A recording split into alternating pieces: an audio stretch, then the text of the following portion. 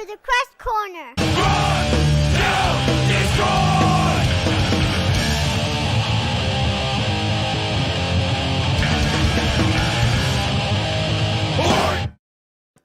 Hello. What's up, Mr. Jekyll?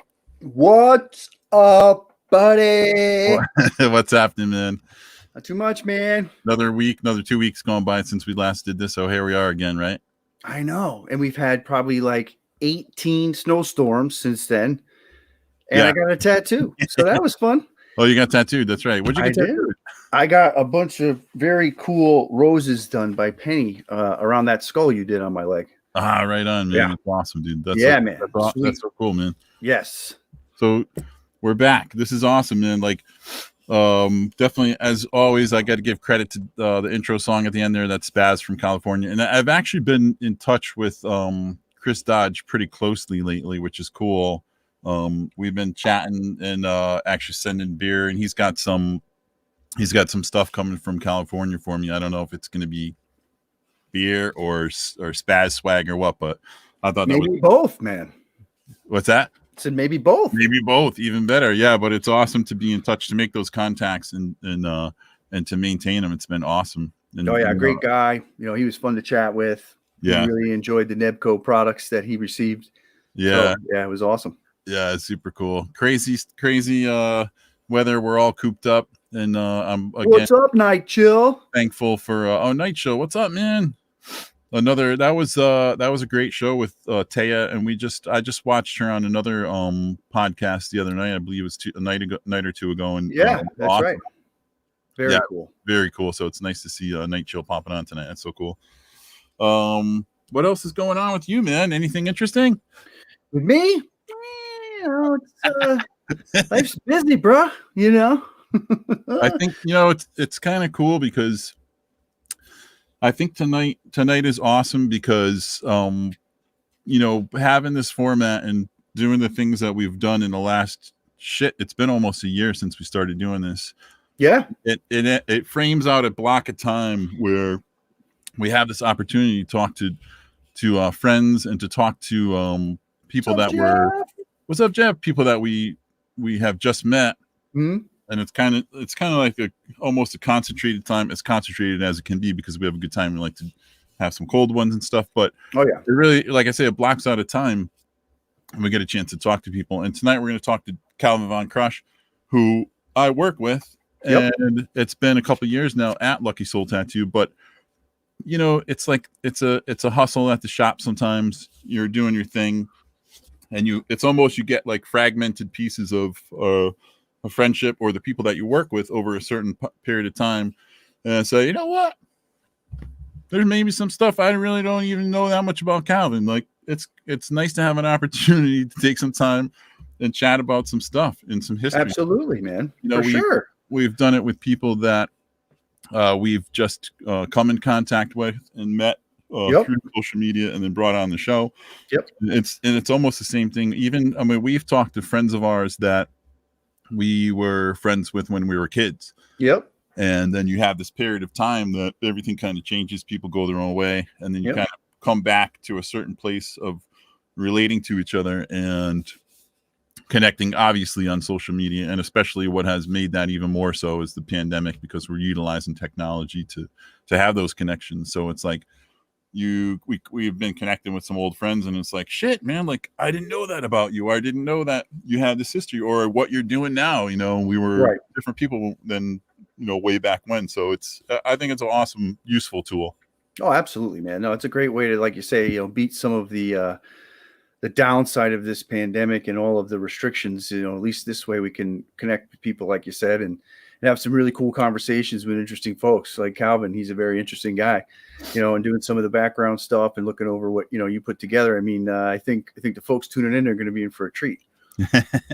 Always. Yeah. So we do have, we're cruising along. We got a bunch of cool stuff lined up. We're headed into another international guest in a couple of weeks. We'll talk more about that through Instagram and Facebook as we get closer. We do have on the scroll on the bottom, the Crush Corner t-shirts are still available. They'll probably be available forever as long as I'm around. And tonight's it. Tonight's the last night of the t-shirt contest. Oh yeah, man. Done. Yeah, it's been a very well received too. I mean, looking at we talked earlier in the week around the amount of traffic increase on the site, people coming to kind of, check things out and place their votes. So thanks everybody. It's been again very well received, and the results will be out soon, and voting ends today. Yeah, we're gonna do vote till midnight, and then tomorrow morning we'll do a post for the announcement. And it's been great. We got cool designs, and it was nice to see the involvement with everybody. So it's been a lot of fun.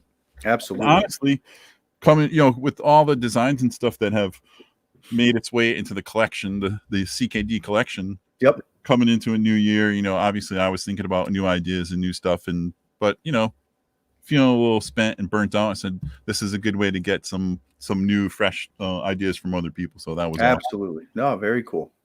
I dig it the most, baby. Word, yo. But I think without further ado, we should bring our friend Calvin Von Crush in and chat with him. Let's do it.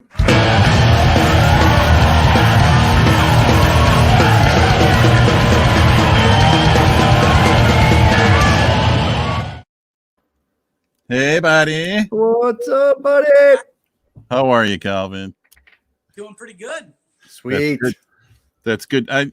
I'm glad that you were able to do this tonight, dude, because like I said, it's funny because we do work together, but there's stuff that we don't really have a chance to slow down and chat about and stuff. So I think it's a really good opportunity to do. And plus I haven't been able to make it to your place to see the museum, and I'm really curious about more stuff and asking some more questions about it. So I'm glad that you're here, dude. Yeah.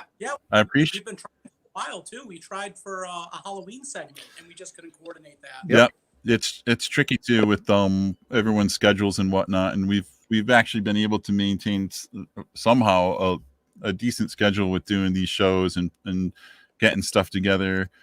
Not much else going out in the real world I know you're one for going to live shows and music and stuff like that, so it kind of gives me an opportunity too to have something to look forward to. And I was telling Tracy too, I was like upstairs and I'm like, no, let me take a look at myself, and I'm walking about 26 stairs down to the basement, but this intention of going to, it's almost like looking forward to like a gig or something, or gigging out with the bands and whatnot, but that's obsolete right now. So it's nice to have something to look forward to. You know what I mean? Absolutely.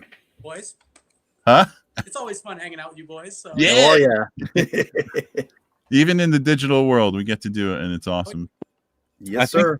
So, dude, there's stuff, obviously, in the last couple of years we've been working together and stuff, but I really don't know. I know a little bit about where you're from, and I believe it's Florida. I don't even know how long you were there for, or what kind of experiences you had, or when you came up to Connecticut and all that stuff. So if you want to give me a little bit of background, that'd be awesome. Cool. I grew up in Connecticut, and I moved down to Florida in 1998, and then came back in 2003. Okay. And then I started tattooing about 13 years ago. Maybe a year or two before that, I started my apprenticeship. So it was right around that time. That's when I started collecting too, because once you start tattooing, you have a little bit more disposable income. Yeah. And one of the things that I was always interested in was the occult and paranormal. I grew up a good Catholic boy, like many of us. And that stuff was very real when you're growing up. There's always good against evil. Yeah. And I heard all these ghost stories about Ouija boards and the devil coming to avenge people and everything like that. And I always wanted to experience something like that for myself. So I started collecting items related to the occult and paranormal and bringing it into my home as a way to kind of play with fire and see if I would experience it for myself. So I got involved with the paranormal. So you say when you were you collecting a good amount of tattoos before you got into tattooing, or were you getting into tattooing? Then that obviously you were collecting more, but what was the interest in getting into tattooing? Did you have any kind of art training before getting into tattooing? Yeah. So I had been a body piercer first. I Oh. started body piercing probably in 2004, maybe 2000. Yeah. And I did that for a little bit, but then it wasn't making any money, so I left and I ended up working medial jobs, delivering pizza, working at Sam's Club, you know, shit like that. That really Yeah. sucks the life out of you. And I decided to go to school for Not like tattooing. yeah, and I went to school for graphic design. Oh, Oh yeah. wow. So I went and I was getting tattooed, and they knew I had experience as a body piercer, and their body piercer was leaving. They offered me the spot, saying, "Hey, if you want a body pierce, we'd love to have you." And I was almost done with my graphic design degree, so I made them promise to let me finish getting my degree.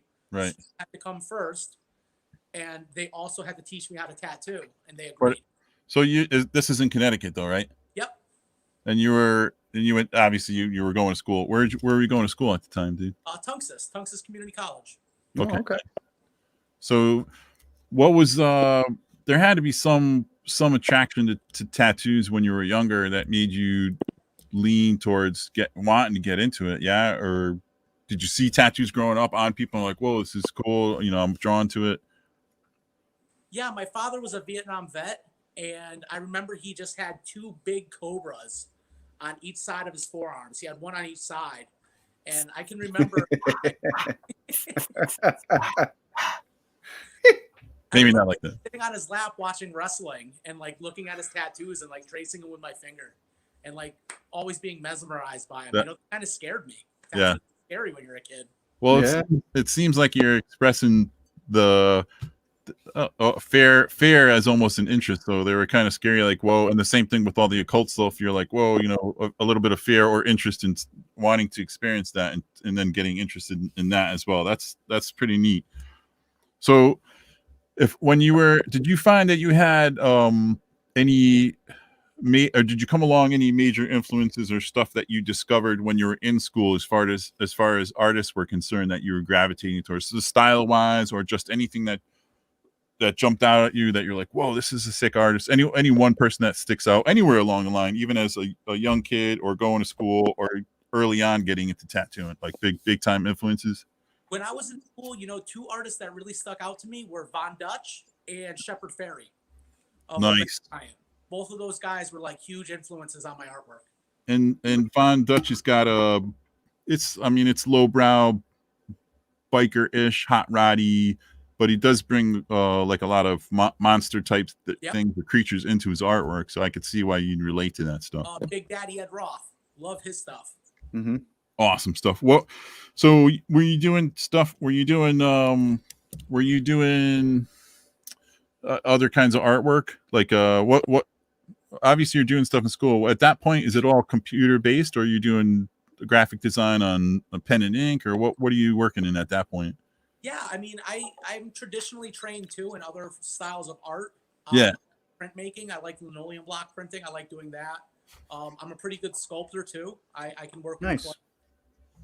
I've dabbled in a little bit of everything. There's some things I definitely hate. I hate pastels. Hey, what? I just don't like being dirty, and I think Pastels. I just hate the way they feel on my fingers. They're pretty nasty. Speaking of sculpting stuff, here's a piece that you did for a show that has I remember that, man. That was badass. Yeah, and I think some of this, I don't know if this was like was this kind of a newer path for you when you were just doing this? I know you did the helmet before, and then this is fairly new kind of experimentation doing the bowling pin. And this was for a art show that was held at the Hope Gallery, in case people want to know. Yeah, that was the second time that I had used that 2-part epoxy clay. Oh, right. So, I mean, you've only got 24 hours to really like use it.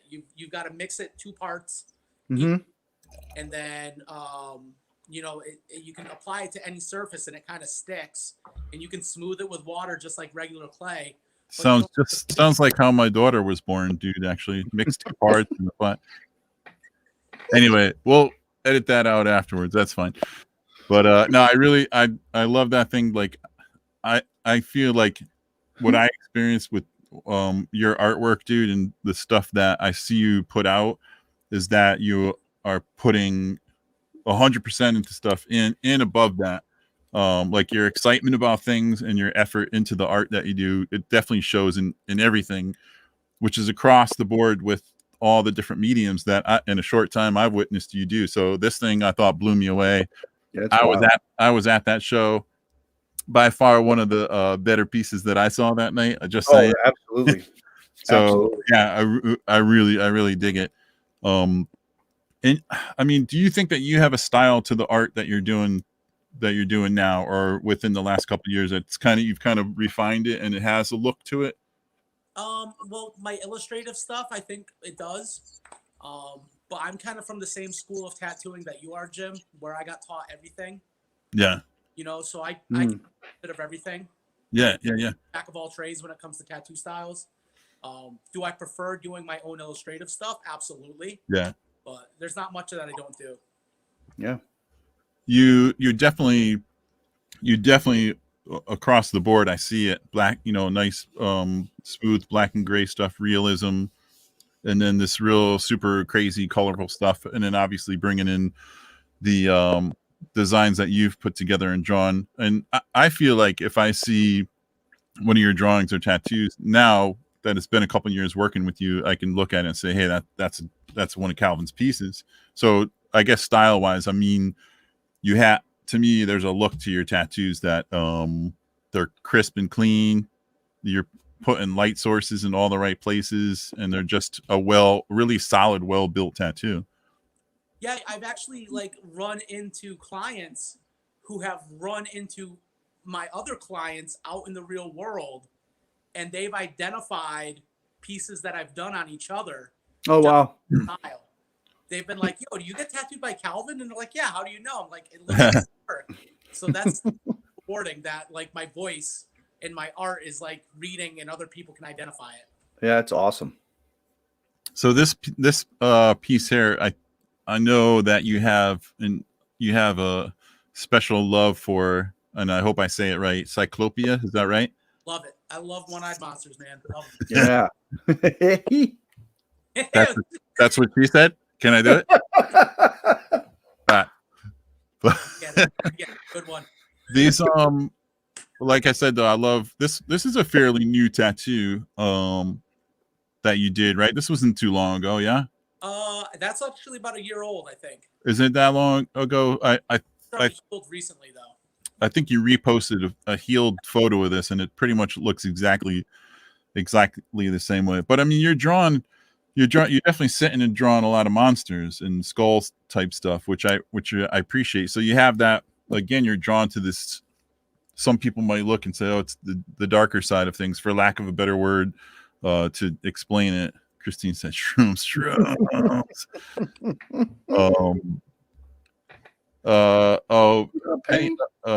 Penny's like, whatever, Calvin. What's Jim drinking? I just want to know what Jim's drinking. I'm not, but I do have one with me. You do? I do. Yes, I do. Oh, okay. This is actually Joe. He's like, Calvin, I love Halloween Flash with Calvin. Which, I mean, it's something that you get excited about. You're probably charged up energetically that time of year to be able to be creative and draw a lot of this stuff. If I feel like the artwork, maybe I'm just getting old and crusty, but I feel like the artwork really pours out of you. You sit down and when you have this downtime, these things are coming out of you, all these monsters and stuff. And I look at them and I just have regret for all the tattoos that I got because I have no real room to put all this cool shit that you're done. Well, that influence too that you have. I mean, I think I was listening to one of the podcasts you were on from Paranormal Karen, where you were saying like you would wish that it would be Halloween like 365 days a year. Yeah. And that pours out in your work, because like Jim was just saying, like these two pieces we just showed, I mean, it's just like, it's amazing just how much of like that, again, the Halloween aspect, the gore, whatever, the creatures, it's stunningly done. It's just stunning. It pops. To be able to bring a monster aspect into any kind of element, I think is kind of a cool trick, and to make it look good. This is one of my favorites. I think this is on my nephew, right? Yeah, that's on your nephew. One of the tattoos that he stole that I wanted to Yeah. So Taya popped on. She said, "Yes, every day What's up, Halloween." Taya? Very, very huge horror fan, and she actually started the zombie walk up in Toronto, which carried through the states and further. So very cool. Yeah, I really love that tattoo, dude. This is this a newer tattoo that you did, dude? That probably was done a little over a year ago. Okay. And I think it was from. Did you do a series of cleavers with like weird shit on them? Yep. Yeah, that was neat, huh? Yeah, that's wild. Yeah, I just sat down one day and started drawing cleavers, and I just made them all fucked up. That's I think wild. I was all teeth. That's just wild stuff. This piece is definitely recent, and I know you posted this, and you weren't totally happy with the picture, but it's tricky because it was still in a healing process. But That's sick.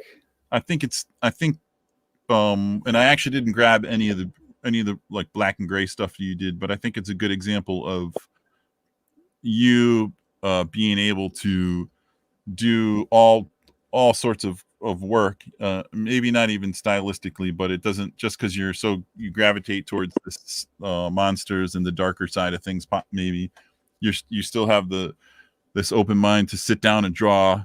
Basically, I mean, I've listened to you talk to customers, and it definitely takes a skill not only to produce a tattoo like this, but to chat with someone and guide them and help them get the best tattoo that they can. And I think this is a solid example of that. How long did this tattoo take, actually, dude? I don't even know. 10 hours, maybe 8 to 10 hours. Yeah. That's sick. Yeah, I had a lot of fun with it. And the client just gave me a couple like things that he wanted to see in it and let me run with it. And awesome. That's the best way to get a good tattoo. Oh, absolutely. Portfolio, go in with an open mind and say, yo, give me something awesome. And I did. Yeah, dang, man. Penny was saying this is one of the first tattoos, probably one of the ones we showed that she saw when she was stalking the LST page, and she's like, ah, shit, this guy is good. Oh, the cleaver. Okay. So that one, okay. That's awesome. Thanks, Penny. So aside from the tattoo work that you're doing right now, you're doing some other. I mean, I see you working on graphic stuff for friends or people. What other stuff are you working on, or have you worked on recently? I worked for a gentleman named Nick Groff from Ghost Adventures. I just did some design work for him for T-shirts. Oh, cool. That was a pretty big deal. Which what design was that? The one that you put together? Which one was that? It was the haunted house, and then the Grim Reaper thing. Yep. Yeah. Again, just like perfectly put together. And this is all Photoshop stuff, dude, or? Yeah, Photoshop and Illustrator. Wow. And I did a lot of hand drawing for that too. Oh yeah, that's right. I saw the candles taped up on the cabinets in the back. Yeah, remember? Wow, yeah. That's so sick. Yeah, that's a good one, dude. So, do you got any other side stuff that you're working on, dude, right now? Art wise or no? Art wise, because you were doing the prints for the linoleum cuts and printing for a while, but I don't know if you got any of that going on. No, none of that right now. I haven't had time, dude. The shop is so busy right now, Jim. Like, I'm working 6 days a week most weeks, and wow, it's nonstop. I could work 7 if I really wanted to. Cheers to that. Yeah. Now, Calvin, did you? I know, like Jimmy and some of the other folks that that I know they're tattoo artists. They also dabble in music at all. Did you play any instruments? You in any kind of bands or anything like that across the way? Yeah, I actually play bass. Oh, no doubt. Yep. Oh, killer. And I have a band that I'm in. It's a horror punk project, kind of like the Misfits. Oh, no shit. Yep. That's cool. And I was recording a full-length album pre-COVID. Oh. That happened. I kind of had to stop because my producer takes it real seriously and he doesn't want people in his recording studio. Yeah. Wow. So I totally, sympathize with him. But as soon as he gets his vaccines, he said it's back on.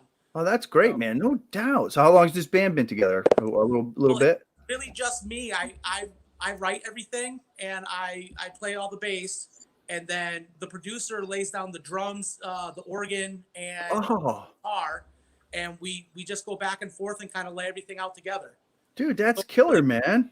And then once the album's done, I'm gonna grab friends who are musicians and get them to be the backup band live. Got it. Oh, wow, man, that's killer. Yeah. Awesome shit. That's something that Jeff Coleman would totally appreciate, because it sounds like the King Sexy project. Putting stuff together, and we will totally play with King Sexy one day. Oh yes, yeah, that'd be awesome. Oh my god, I can see the bill already.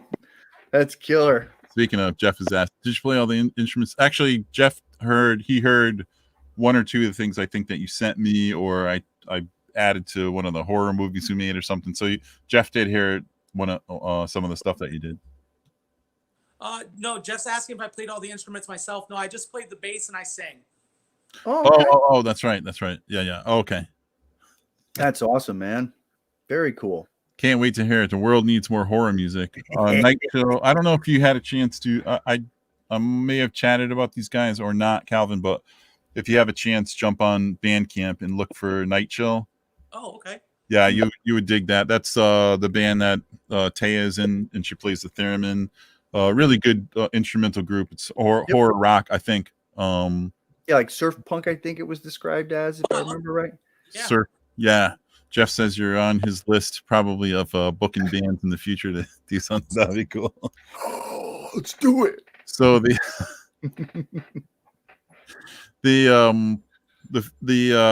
fascination, or you were talking about the occult stuff, and it sounded like you had this desire, from what you had heard from people or in their own experiences, you had this desire to experience some of that stuff.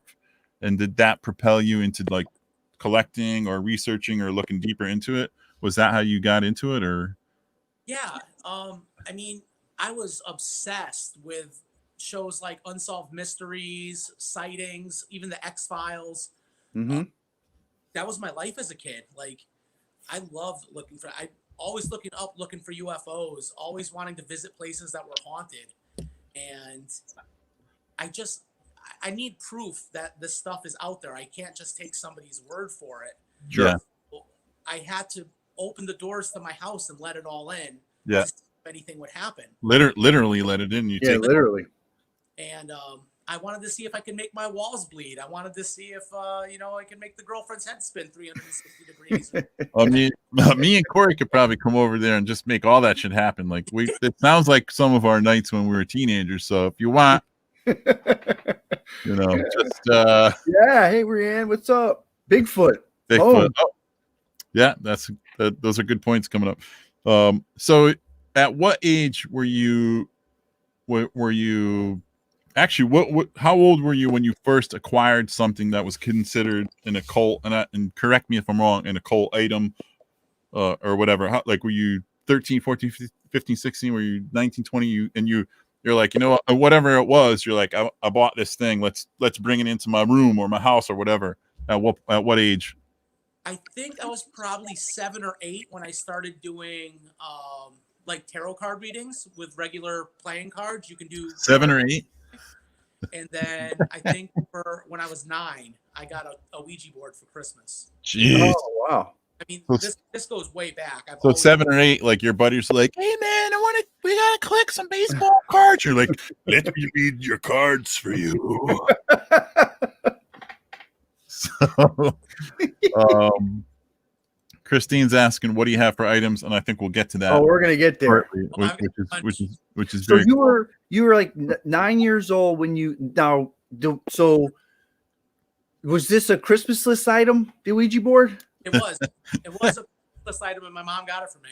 No, so like I guess, do you have, or can you put a finger on a jumping off point for you, like at that age that got you like really like, oh my god, I got to find out more about this stuff? Like, was there any kind of movie or a thing, anything like that pushed you forward?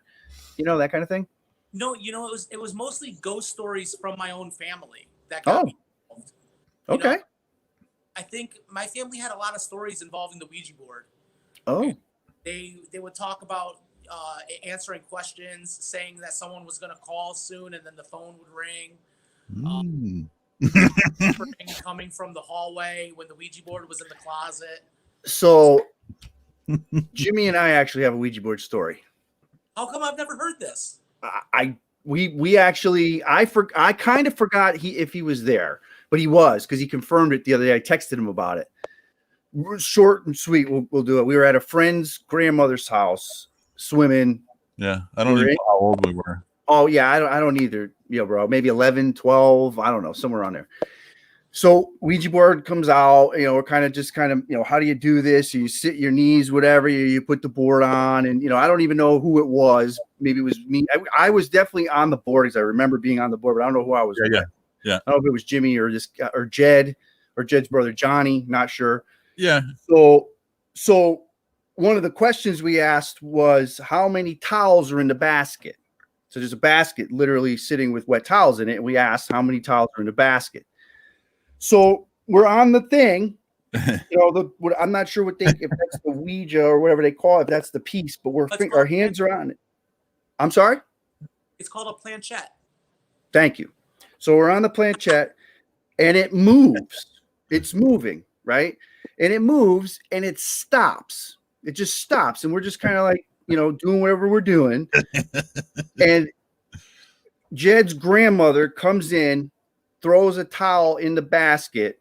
Oh yeah, right. And then it goes to a number. And guess what?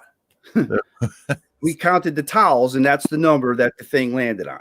So again, I don't know, but that's a true story. That happened. I mean, again, it did circumstance, I don't know, but that happened. That did happen. So it's wild. Again, pretty wild stuff. I mean, Ouija boards actually really work, guys. Oh, I believe it. I do. It's not ghost, though. Agreed. It's a psychological response. It's called the ideomotor effect, and it's your body producing a result when your subconscious is expecting one. Gotcha. That's why they've been popular since 1892. Which is crazy. If they didn't really move on their own like that, they would never have taken off. Yeah, that's true. Yep.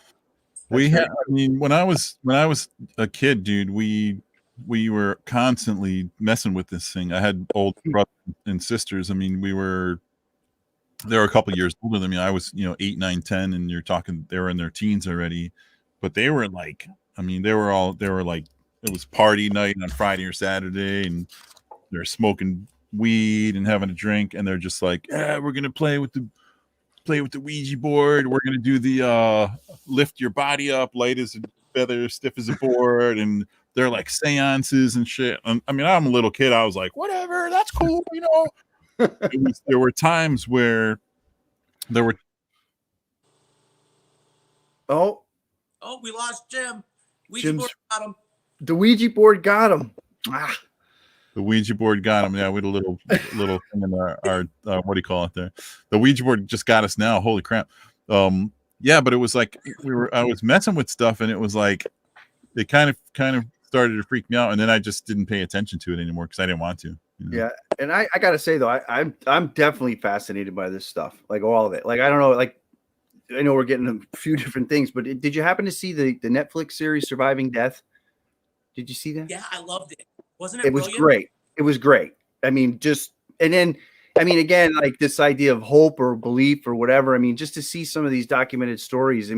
Like you said, and I think it's a personal thing. So whether or not it's a psychologically driven thing or who knows, but like you said, and I think in one of your the podcast I listened to, like you want to get that you see it to believe it thing. Yeah. Like it needs to happen that way, or else it's more just speculative. Correct. Yeah. But it's very cool stuff. Yeah, I love that show, man. It was so well produced, and they didn't really take a side. Like, nope. Agreed. Right down the middle. And totally agree with you. They totally had that one psychic that they caught, like going to the guy's website where they saw Dad's speech bubble where they had the quote on the pizza box or whatever. That's it. I'm telling you, man. I had I definitely have mixed feelings about it, but I think, like I said, as a kid, there was a decision at one point that I wasn't going to mess with that stuff, so I just was like, whatever. You know? So, Calvin, you have, and I've seen a portion of it. Speaking of the Ouija board, you have a huge collection, like gigantic, and there's obviously some draw to the board specifically. You have a bunch of stuff at your place, but yeah, there's a portion of it.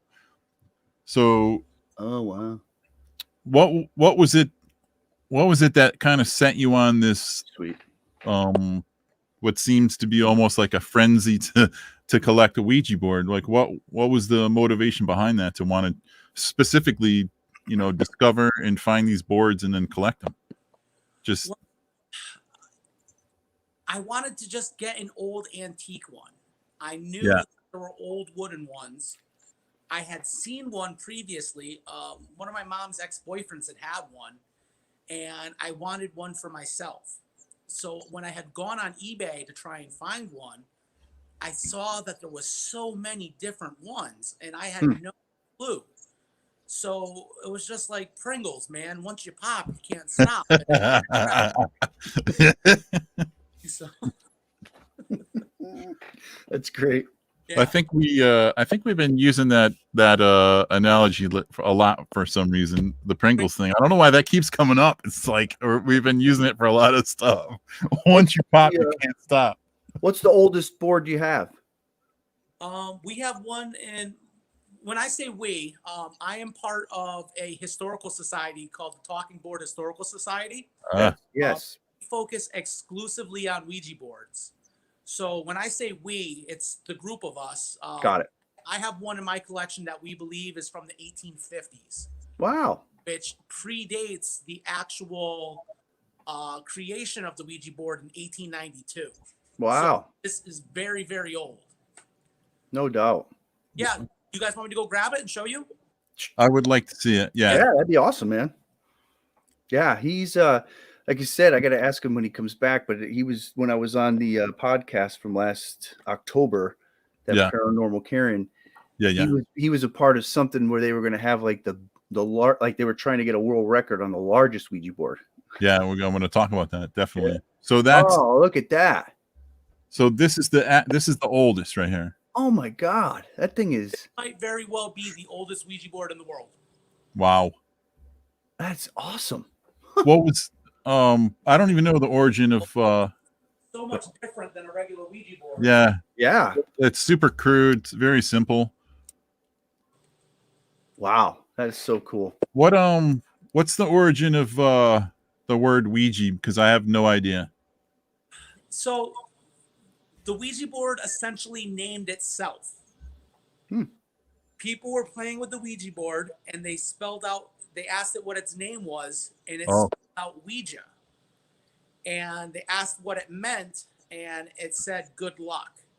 Huh. So for a long time, people said it was just we and Ja, which were two words for yes. Oh, yeah. Yeah, Night Chill. Chiming in. A woman named Helen Peters Noseworthy was there when it was named, and she actually had a little locket around her neck that said Ouija.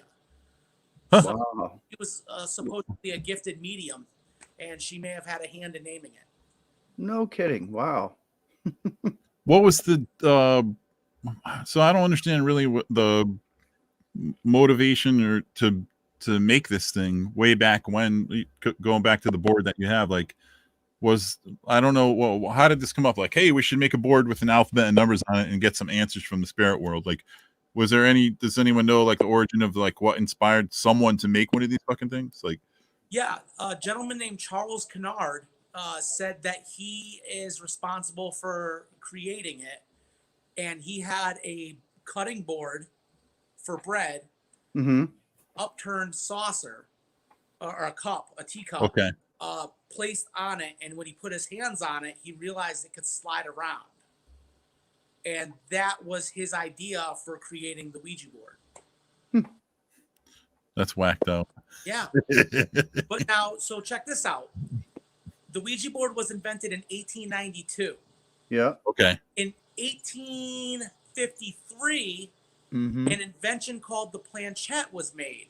And I have one of those right here. Yeah. So that's one of these bad boys. Oh, look at that. So notice this looks like the planchette that goes Yeah. on the board. But Yep. there's a hole right here. That is made for a pencil to go in. Oh, Okay. wow. And that actually spells things out. So Oh. you would put your hands on it. So by removing the pencil and keeping the planchette and putting a hole in it, Mhm. you're saving time by having the answers already pre-drawn for you. Oh, okay. Oh, no kidding. So it was like an early form of technology, basically. Yeah. What's up, Lenny? That's crazy. So someone at some point decided, like, let's replace the bowl on top of the cutting board, basically. Pretty much. So it's like when we do our it's like autocorrect or like the texting that we do that finishes Yeah. the word for us, basically. So tell me more about the Talking Board Historical Society, because you have a big part in that, in the development of it, if I'm correct or no. Yeah, we got together in 2013. It was a bunch of collectors. Yeah. And we kind of decided to pool our resources and concentrate all of our energy on kind of preserving history. So we help erect monuments for people related to Ouija board history, like that woman Helen Peters Noseworthy. We had a tombstone up for her. Oh. We've had historical factories, had plaques put in them. There's actually a plaque inside a 7-Eleven in Baltimore that used to be a Ouija board factory. Oh, And they wow. have Ouija boards there now because of us. No Wow. kidding. Yeah. What's the importance, or what the society felt was the importance of preserving this kind, or this particular kind of history? Did they feel it was that something that just needed to be recognized, or like, you know what I mean? Like what was the... Well, people turn to the occult anytime there's turmoil in society. And you can really see the highs and lows of Ouija board sales Yeah. along with things like that. The Ouija board first came into play right after the Civil War. We had so many people that had died and so many people were in mourning that people were looking for a tool to communicate with the other side, looking for answers. Yeah. And now that we're living in a world that, let's face it, is not the happiest place, Right. keyboard sales are going through the roof again because everybody is looking for answers from the other side. They want something in their lives. Yeah. So Ouija boards and anything occult is really a reflection of us as a people. So by learning about the Ouija board, we actually learn a lot about ourselves. What I'm curious, like, how actually the word occult would be, like, the definition of the word occult, because I want to make sure that I understand it, because I'm thinking about spiritualism too in the same realm of the occult, but I want to know if there's a difference. Occult just means unseen. Okay. So anything that's unseen, in my opinion, cryptozoology, UFOs, black magic, voodoo, witchcraft, all of that is encompassed by the blanket term occult. Yeah. Okay. So basically the unseen. Yes.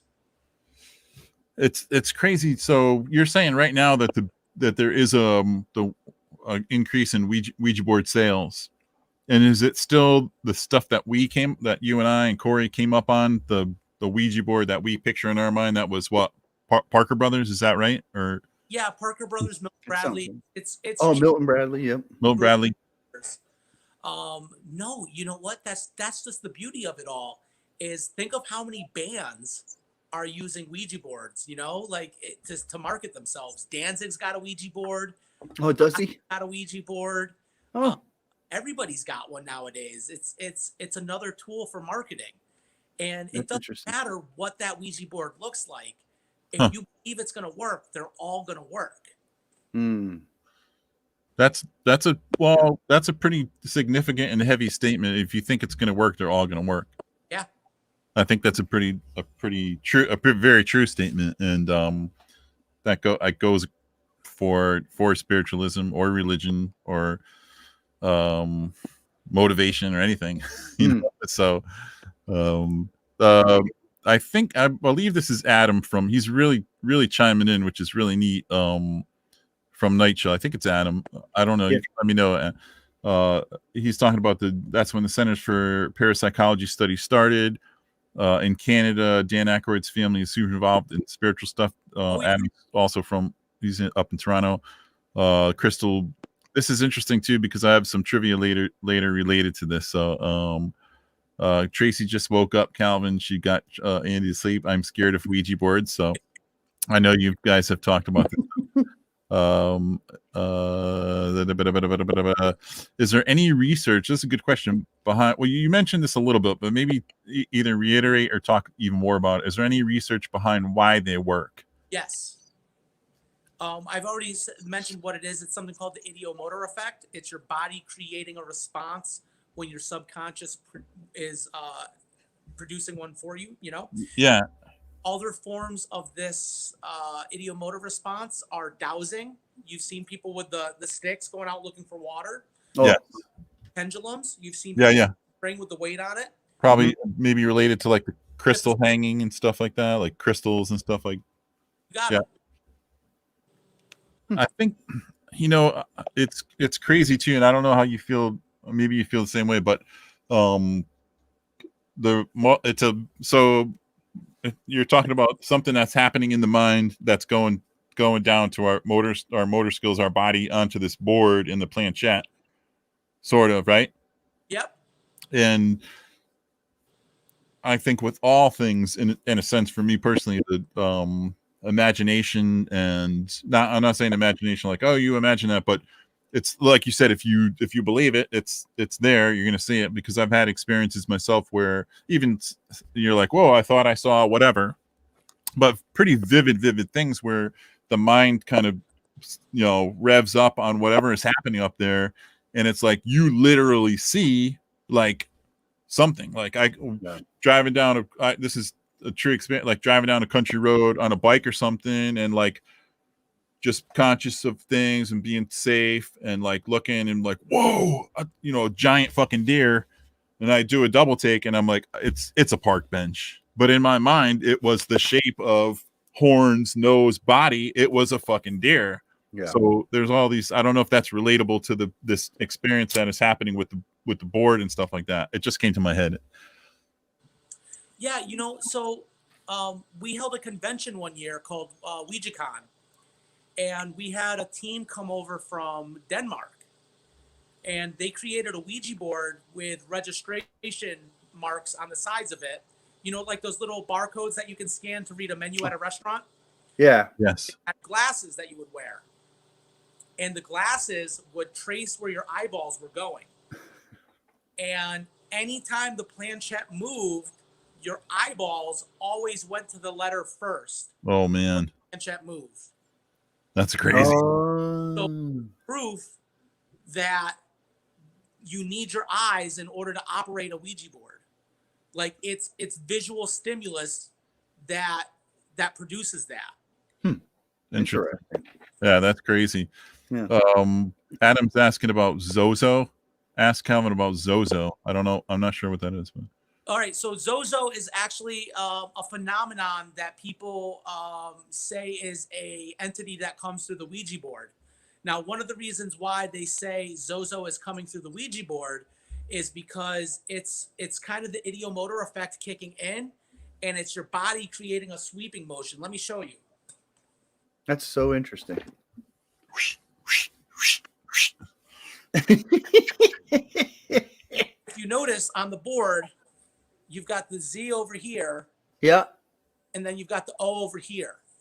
So when that ideomotor effect kicks in, it's just it's going back and forth between the two. Oh, okay. So it's based on the alphabet placed on this board. Right. Now there's actually another one that they call Mama too, which is just Zozo on the top line with the M and the N. What is it called? Mama. Mama? Yeah. Mama. Oh yeah, that happens to me all day long. Mama. It's like, mama, dada, mama, dada, mama, dada. All right, that's pretty wild. Oh yeah, Adam said we've had Mama show up too. Yep. And Momo. And Momo. Wow. Momo. That's wild. So the Talking Board Historical Society, you guys did something recently that was pretty monumental, which was it 2018? I forget. Yeah, it wasn't last year. So we're talking was it 2019? The fall of 2019 or was it 2018? Time is just flying by, dude. Oh yeah, it was I think it was 19. 2019. 2019. And yeah, my buddy Rick Schreck, he's one of the founding directors of the Talking Board Historical Society. Yeah. He built the world's largest Ouija board. Wow. Out of plywood, and we helped him put it together on the Salem Green. Yeah, pretty intense, man. Oh my God, massive! It was 96 sheets of plywood. Oh, holy crap! And you went up there to help. Did this dude have the segments already painted onto the boards? Was that part of it done? Because you went up there to help assemble it. Yep, he had carefully stacked every single piece inside shipping crates. So Wow. we could pull them all out and lay them out individually. Wow. Do it that way. Yeah. So crazy, man. It was intense. So this is I grabbed a picture off the internet. I'm not sure who took this picture, but this is so wow. that's a section of it anyways, and this planchette looks like it's got to be at least 8 to 10 feet or maybe bigger than that. Yeah. Yeah, it's about as big as a Honda Civic. Oh crap. So did this get recognized by Guinness or no? That's a funny question you asked there, Corey. You'd be surprised to know that Guinness actually charges a lot of money to come out. Oh, really? I didn't know that. That doesn't surprise me, you know? Yeah. So, right. Guinness really didn't want anything to do with us unless we gave them $10,000. Oh, wow. Yeah. That's really. But, the people at Ripley's, believe it or not, were very, very kind to us, and they came out and they got us printed in Ripley's, believe it or not. Very cool. This is an aerial view. This might give people a better perspective because you can kind of see some people walking around here. So you're talking. So you guys called it Ouijazilla. Yep.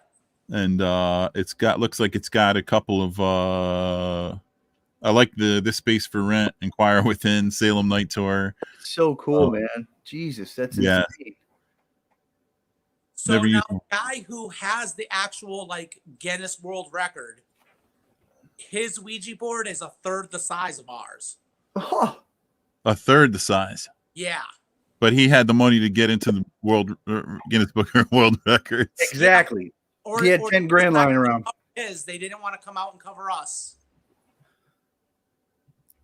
Yeah. That's crazy, man. So, fuck them. Exactly. Fuck them. You had to wine and dine them. That's why the Toronto Zombie Walk in the running for largest zombie walk. Yeah. I mean, unfortunately, when it comes down to recognition, there's probably some dollar motivation behind stuff like that. Sadly.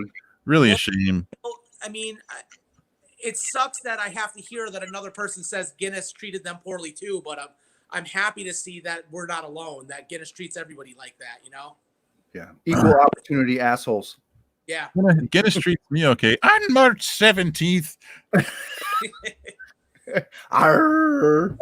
guys, I keep getting a notification that my phone is running out of battery. Did you want to take a quick break for a second and let me go grab a charger? You can grab a charger. Yeah. Right back. Yeah. Sure, take your time. Yeah, no worries. Corey and I always got some stuff to talk about.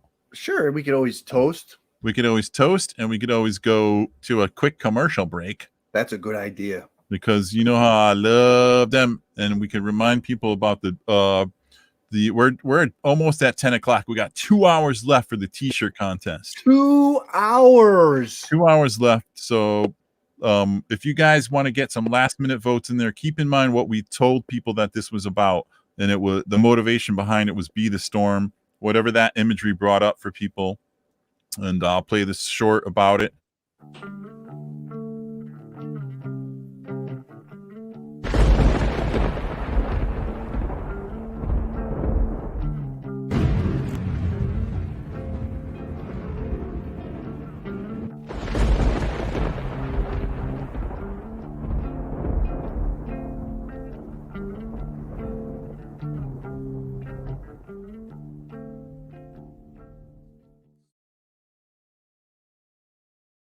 Yeah, man. Like, I was talking to Tracy too about what she was like, what's be the storm? What's be the storm? So I think you and I talked about it a little bit, Corey. We were talking about as opposed to weathering the storm, which is like you do what you can to kind of sail through and ride the waves or the tide or whatever you're kind of fighting your way through. I have a word for that. Yes. Lieutenant Dan. Do you remember the scene from Forrest Gump where he's on the top of the mast during the storm? Absolutely. That's exactly what I think about every time I hear weather the storm. I think about Lieutenant Dan. Weather the storm. Yeah. And he's also in almost as a good example, in a sense, I think be the storm in my own mind came from almost beating the storm to it. Was to, if there was something that you could take on and change and do your thing, it was like, don't wait for everyone else around you to go and do it and then try to get in there and do the best that you can. Just start the storm and be the storm and go and fucking take it on with 2 feet in and go do it. So be the storm, that's kind of the idea of it, Oh, absolutely, man. No, 100%. That's what it's all about. Rock like a hurricane. Ooh, I like that. Yeah, scorpions. That's right, scorpion. Yeah, I'm gonna have to write that down, dude. That's funny, man. It's fantastic. That's a good analogy. Rock you like a hurricane. I like it. Yeah, but it's like you said, instead of like, taking on and trying to get through, you're saying, you know what, we're just gonna tear it all down and get going. We're gonna get going before it even happens. Exactly. You're not there we're not going to take the time to go grab a lifeboat, a life jacket, an oar, and some other safety shit. We're going to be the stuff that's creating the, not so much turmoil in this case, but the create and destroy kind of concept. So that's where it came from. Yep. Yeah, it's beautiful. Oh, Jay Cancelli's out of Facebook jail. Welcome, Jay. Yes. Calvin, you're back, buddy. I was talking about this idea and the sentiment behind Be the Storm, because we just did a quick little video thing and what it actually meant. So, because a couple people asked me, even Tracy said, what do you mean be the storm? I said, well, that's opposed to weathering the storm. It's like, get out there and start creating for yourself. Yeah. Tasmanian devil shit. Yeah. Right. How's you're good with your phone over there, Calvin? Yeah, so I had to lose the ring light, but I'm plugged in now, so we got plenty of juice. Plenty of juice, baby. I think perfect mood lighting. That looks spookier now. What's that? Yeah, actually half your face was bro, right there. That's the shot. Yeah. So I don't know how you feel about are you good without the ring light to maybe do a walk around and stuff? Is that okay? You're gonna have enough. So a lot of yes. I'll turn the phone and then you can kind of just I can hear you talk. Yeah. So if you tell me higher, lower, left, right, you can tell me what to do and I'll be your eyes. And if I'll let these guys know if they have some insight, if they want to see something for a little bit, maybe I could watch some comments and then I'll give you a heads up. I have one question. Yes. Oh yes, Corey. So the museum, is it broken down into sections based on the types of stuff that you have collected? Yeah, I try to have it spaced out and okay. It follows a narrative as it goes. Perfect. Like a tour, like a full tour. If somebody comes down here, it takes about 2 hours for me to go through everything. And really? Wow. Oh, dude. So you're spending a good amount of time on the history of each piece that you've collected. Yeah, if somebody really wants to hear the history of everything, it takes about 2 hours for me to tell everybody. That's so wild. Oh, and I have one thing I wanted to mention before you jump in. Yeah. So my sister's a nurse, cardiac nurse at St. Vincent's Hospital, and she actually took care of Ed Warren. Really? No. Yeah. Mm-hmm. Yeah, she was his nurse when he passed. Yeah. Really? Mm-hmm. That's awesome. I have the last painting that Ed ever painted before he died. Oh, no kidding. Wow, that's wild. I'll show you guys that when we get to it. Very cool. I believe you did ask me if I could bring one of my friends along for the show. Yes. Want me to introduce them before we get to the tour of the museum? I think that's actually a really good idea. Oh, yes. Yeah. This is a very cool thing right here, everybody. Get ready. All right, let's see if I can do this without getting bit. Oh, okay. So if you want to, I know it might be a little tough to see, but if you want to go ahead and explain everything. So what you're looking at in my hands is a conjoined map turtle named Leonard and Sheldon. Leonard Sheldon. There's two different heads. Oh my God. And I'll show you this way too. Yeah, there we go. See, now you can see them real good. Oh yeah, that's good. Yeah, look at that. Oh my God. And Two-headed turtle. shared butt. This is their shared butt. Oh, so there's only one poop? Yeah, man. That's the thing that's crazy about it. Well, that's convenient. Yeah, I guess that's one word for it. Well, I like to tell everyone that they have two assholes if you count me. So Whoa! That is so wild. Very cool. They've got to be about 12 years old at this point. 12, no kidding. Wow. That's incredible, when dude. I got them, they were 6, and I think I've had them for 6 or 7 years. Did they say that is there a life expectancy with two-headed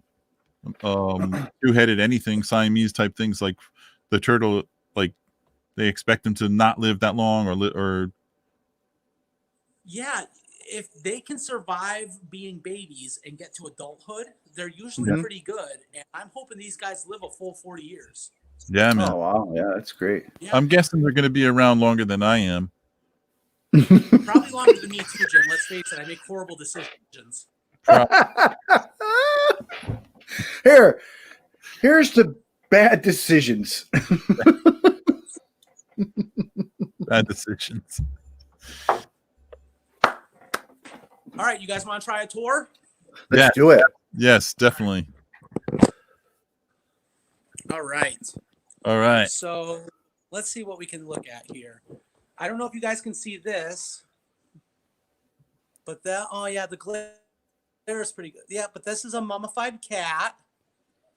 Oh. Ooh. Now, mummified cats are big in the occult because they're supposed to ward off witches. The mummified. This over here is some spirit art. So what is that? What is that we're looking at actually, Calvin? Because it's the art itself. Is it just? These are different examples of art created by spirits. Really? Yeah, this is actual art that is said to have been created by ghosts. So let me ask you: would that have been through a medium or actually by the ghost? This one here was actually created by a ghost directly.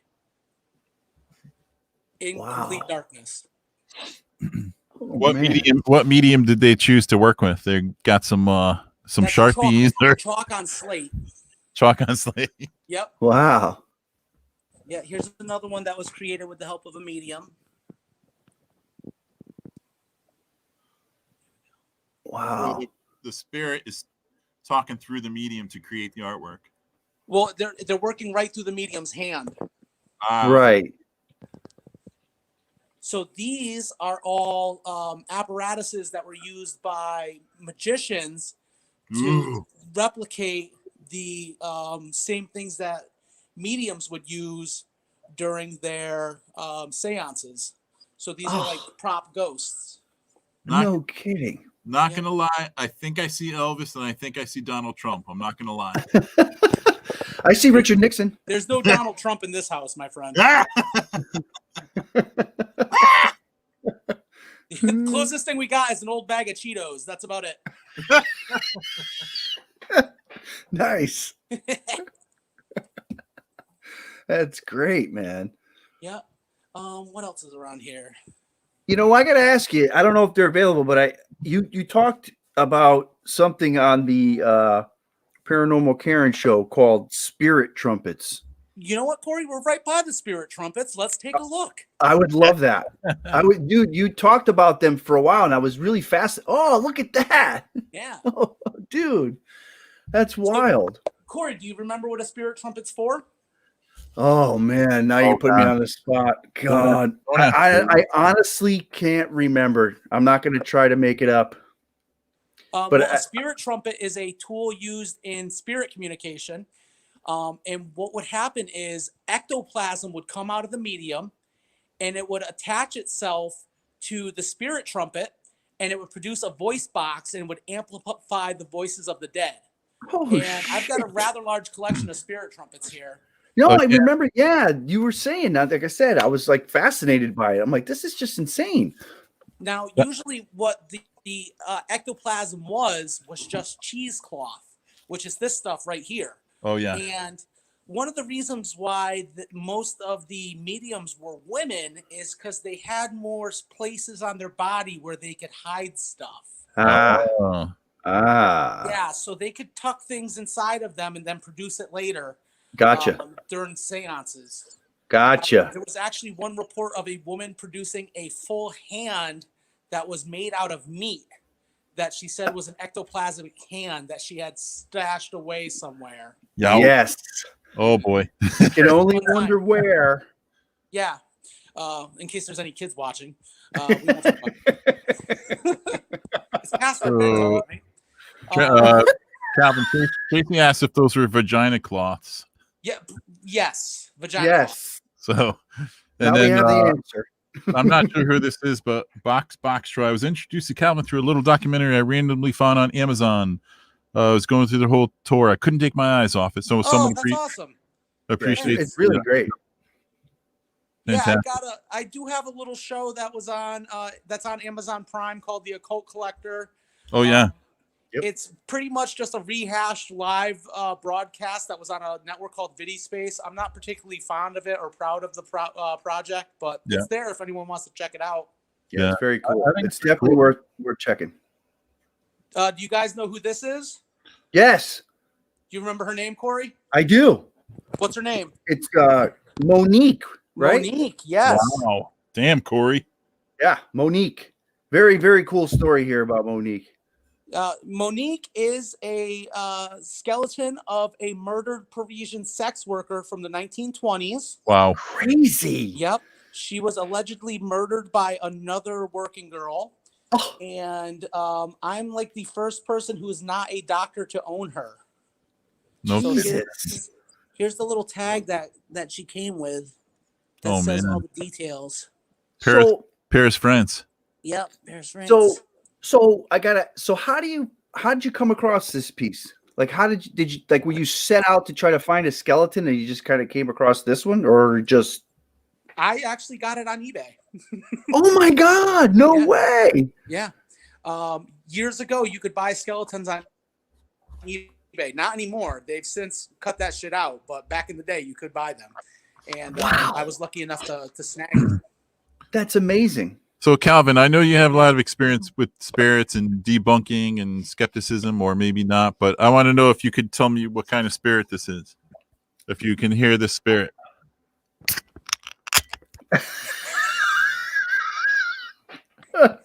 Is that a Pilsner? Oh my God, you are so good. Look at you, man. All right, continue. You're legit. All right, so we've got some planchettes. Oh wow!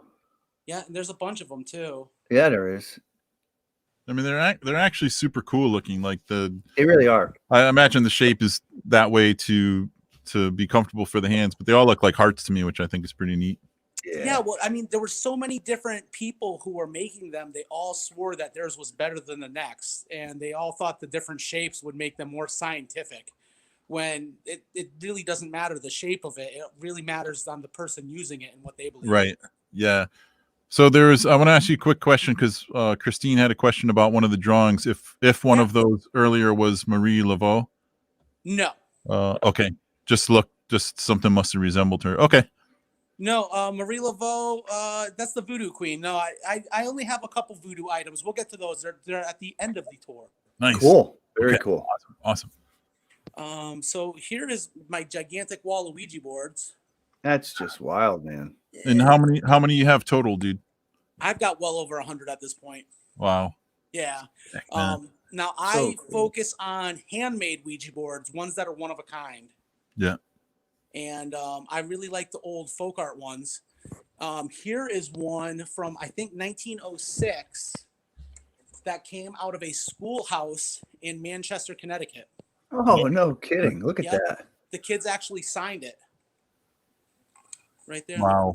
It's got the kids' names and the date. So I have a question for you, dude. I know Yeah. when you we did a show at the shop for one of the Halloweens, and you brought the boards in, and there's definitely there, to me, I don't know if maybe you have an answer on how to explain the sensation of the feeling, because you set these boards up, and you and I were putting boards up on the wall, and I had a chance to check them out close and handle them. And you definitely, I don't know if it's just this story that's built up in my own mind, but to me, that there's a certain energy when you handle these things that's like, that feels like, maybe I'm making these stories up in my mind, like, whoa, where did this come from? What's the history? Did it really, interact with spirits or act as a middle ground? Like, you know what I mean? It's like, do you find when you personally handle these things, you're like, yeah, it's just it's Yeah. strictly on a level of antiquing, or so to speak, or collectibles? I mean, for me, it's no different than like you grabbing an old vinyl that you think is cool, Right. But it I has get that same feeling of like, oh man, this is wild. Like, I need to own this. I Right. don't Yeah. get any like, ooh, this gives me chills. Like, I Sure, can sure. sense the spirit's been communicating through this board. Yeah. Like, Mhm. it just, I don't believe in anything like that. Right. Nothing I owned has ever haunted me or given me the willies or anything like that. But Every once in a while, something will cause something weird going on, but nothing to ever give me like concrete proof that there is a haunting or a ghost or Yeah. anything. Right. But you can at least recognize that physical sensation that's caused by whatever is going on in our minds that kind of Yeah. creates Oh, that. yeah. So I guess going back to what I was saying about our imagination and things like that. So Absolutely. there's definitely a physiological thing happening with certain things, which I relate to artwork. Yeah. You look at artwork, or any artwork in any form, horror movies that raise certain things up in us physically, we get scared and our body's reacting in a certain way. Artwork that is brightly colored, that makes us feel happy. Artwork that's dark. So on that level, there's something going on, but it's still on a scientific level, in as far as you're concerned as well. Yeah. Well, I mean, think about, placebos. You guys know what a placebo is, right? Like, Oh, yeah. Yep. it's been shown time and time again that sugar pills can make people feel better.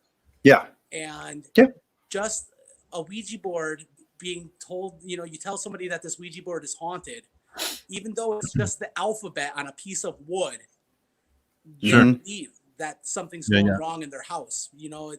And I think that's the case with most hauntings. I don't think ghosts are real. I think it's people scaring themselves. I really think it's something psychological going on. And you're right, Jim. Like, the mind is a very powerful thing.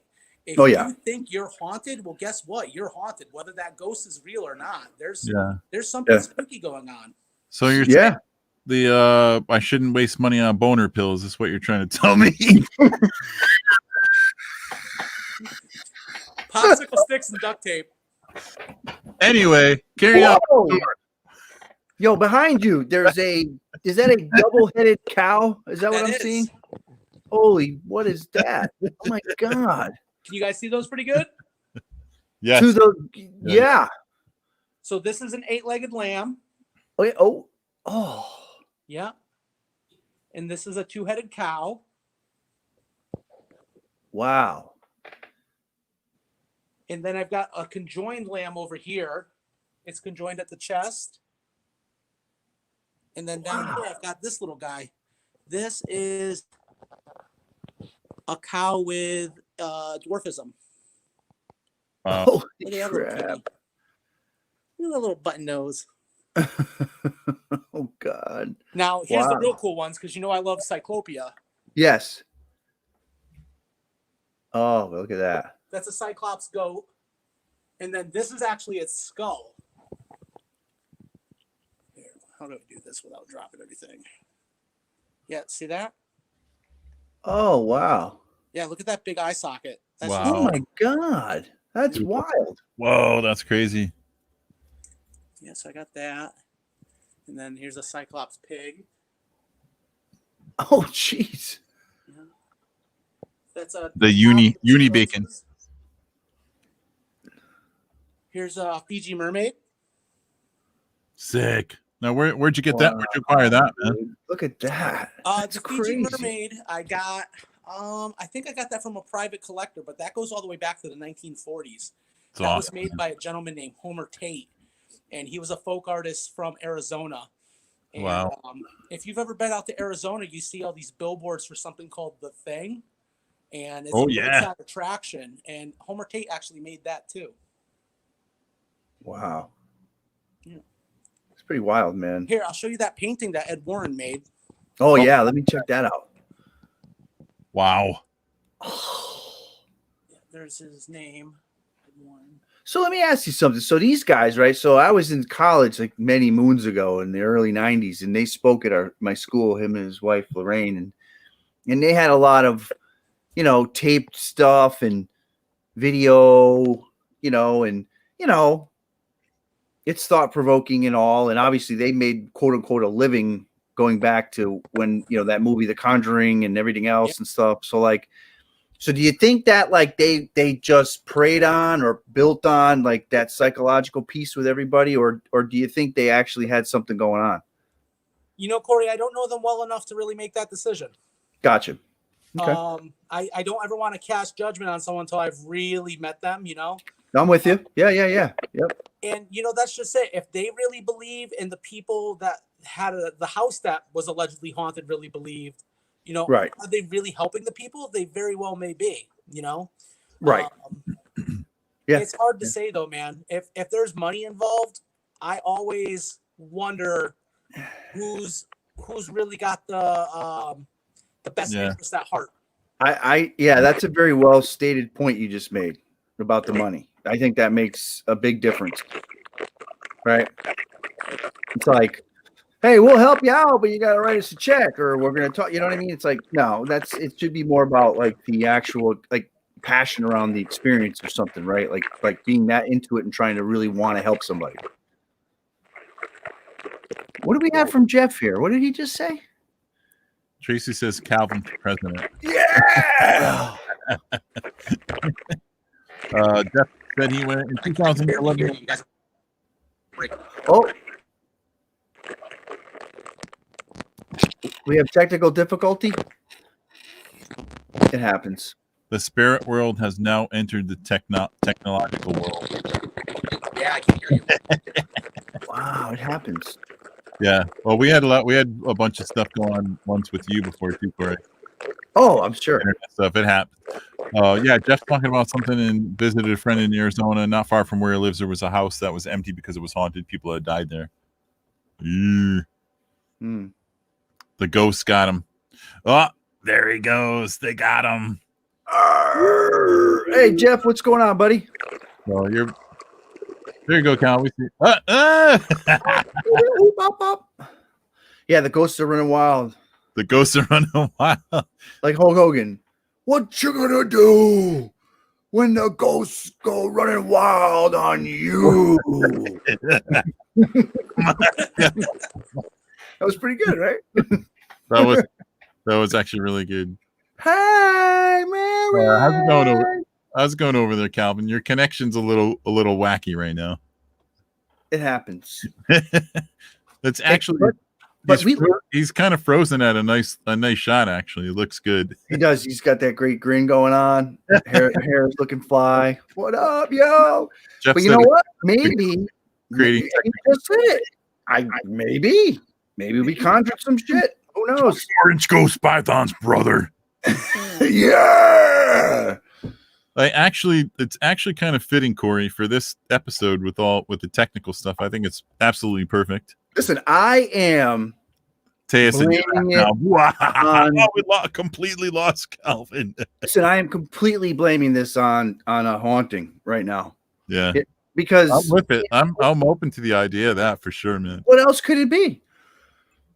There's a lot of great energy going on. We got all a great group on here. Yep. You know, all the Crush crew are hanging out. We're just like bringing it out. We do. We got good energy, and I believe that the spirits want to hang with the spirits.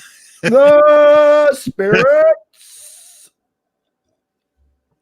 10:20 on the clock. Here we go. Calvin's back here. Let's get him in here. All right, cool. There he is. The ghost got me, guys. That's We're it. saying that. That's what we're saying. Yeah, We definitely had that's what happens. You talk shit about ghosts, the next thing you know, they Adam said use my Ouija board and call Calvin back. Jeff, our buddy Jeff, who is a mentalist and does some pretty wild stuff, said his energy is present. So did you get how far through did you get through the whole museum, what you wanted to show us, Calvin? Yeah. Yeah, he does. Yeah, we've known Jeff. I thought someone was asking about Christine might have been asking about those spirit pictures. I think she was interested. I don't know, Corey. I had one other thing. Oh yeah. What do you want to know, bud? So, hey, buddy. So what's cool about one of the things, the topics from one of the podcasts was a reference to P.T. Barnum. Uh-huh. And obviously for all of us, you know, and you as well, you're from Connecticut. I mean, yeah, P.T. Barnum. Boys. Yes. Mm-hmm. So one of the things you had talked about, I believe, on this podcast had to do something with spirit photos. Yeah. And I wanted to see if you could just kind of like elaborate a little bit about that for the folks, because again, the connection to Barnum and Bridgeport, Connecticut, and all that stuff, and I thought it was an interesting conversation you had about that. So in the late 1800s, there was a gentleman named William Mumler who accidentally realized you could double expose plates and create a ghostly image. Huh? And he started selling these as spirit photos. Ah. He would tell people if you came and sat down in his studio, yep, he could take your picture and he could produce the image of a ghost in that picture with you. Okay? Were the people looking for particular ghosts, though, family members and stuff like that? Yeah, they would look for things like that. Like Abraham Lincoln's wife went and sat, and he produced a picture of Abraham Lincoln with her. But there were tons of photographs of Abraham Lincoln. It was easy for him to do that. Yeah, sure. Yeah, interesting. So P.T. Barnum saw all this going on, and he could spot Flim Flam coming from a mile away. Flim Flam. He knew this guy was up to no good. Now, P.T. Barnum wasn't this con man that people attribute him to. He wasn't. Right. He was a very caring man. I mean, he established the hospital. He had the zoo where he took care of those animals. Yeah, he did a lot of good. Yeah. He did a lot of good. And he really legitimately cared about people.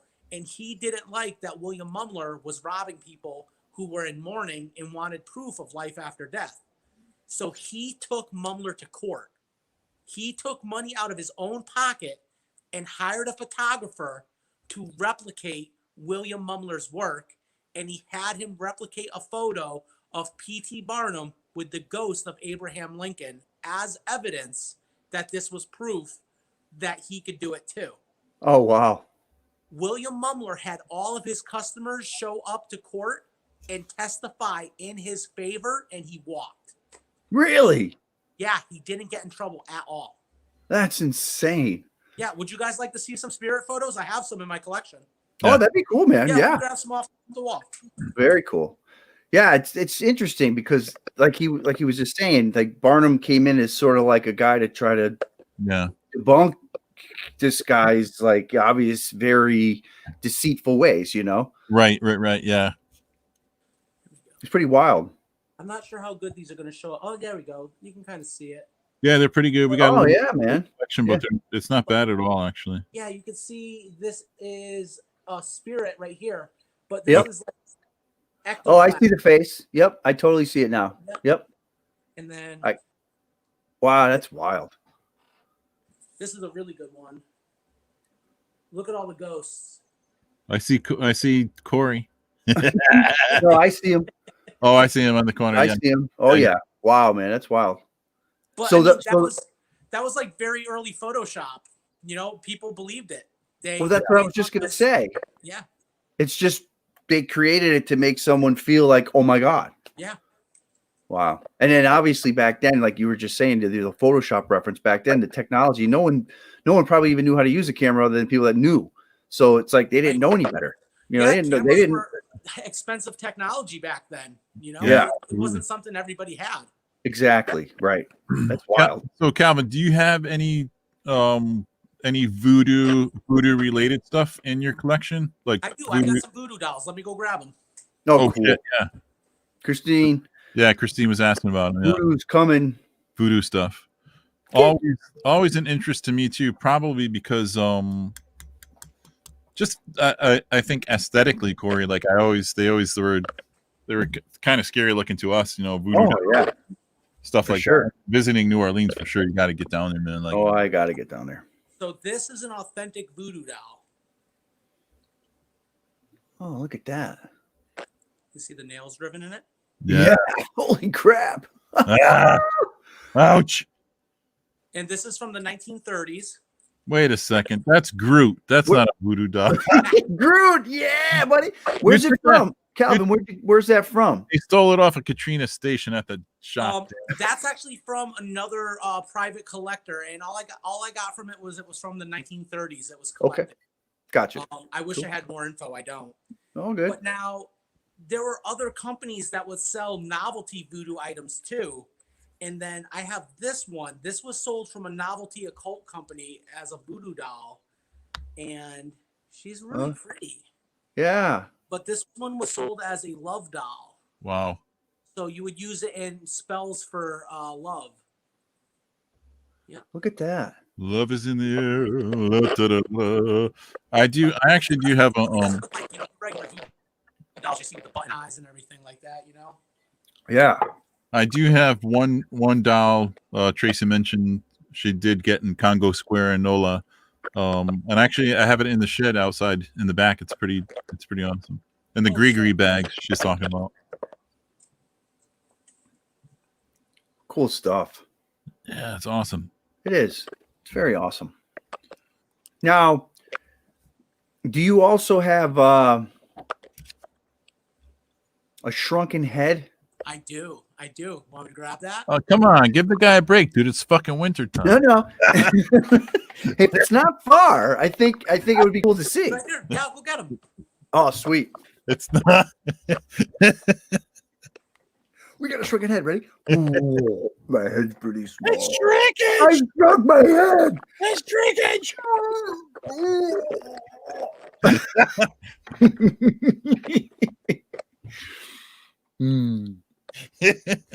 I am Irish. 20. Oh shit.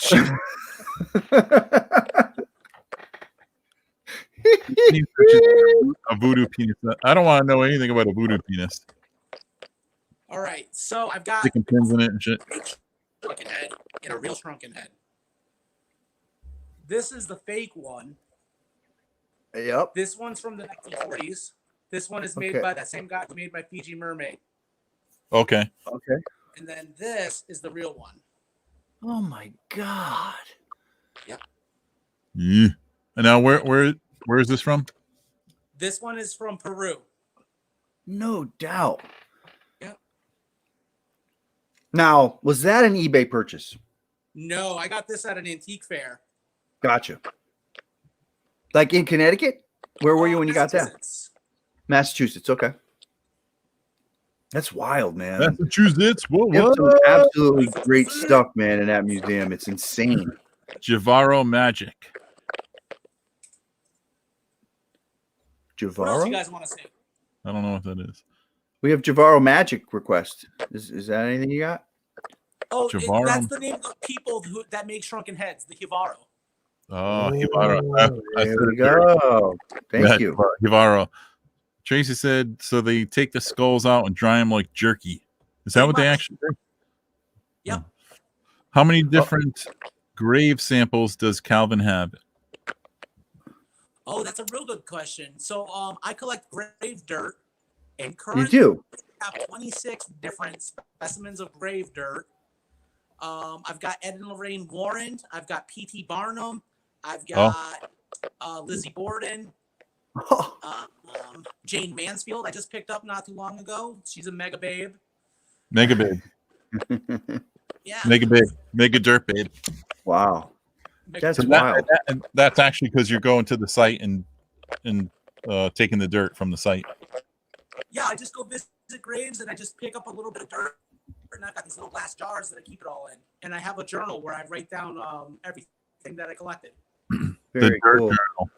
Yeah, I think I recall seeing some pictures of you from the Lizzie Borden tombstone, like maybe a year ago or whatever or so ago. I remember seeing those. It's pretty wild.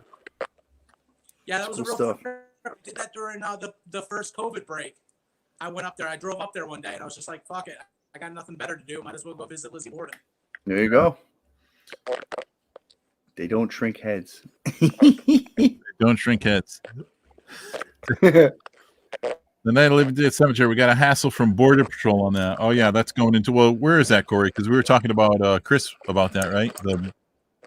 Yeah. What were we talking about? I'm not sure. Oh, Jeff Cochran jumped on. Any opinion on the poltergeist on Lindley Street in Bridgeport in the 70s? Do you have any items from the house? That'd probably be a tough one to get a hold of, right? Yeah, that's what, 966 Lindley or something like that. Yeah, I would love to have something from that house. I don't think it was a real haunting at all. I think it was just something that a rumor that got out of control and kind of just itself. Yeah. Again, I don't believe in any hauntings whatsoever. I always think a haunting is man-made, and I think people just got caught up in the hype of it all. Yeah. Yeah, and like we were talking earlier, there's definitely like a certain aspect of the psychological, and then like what you like sort of force yourself to want to believe or think, and then it manifests itself into that, or at least you think it does. I actually had a picture of that house on my phone. I'm trying to find it. Oh, here it is. Boop. So I drove by there because I wanted to take a picture of the house for my son. That's the house right there. Yeah. Yeah. And the thing that's funny about it, like you drive by, I mean, it's just a house.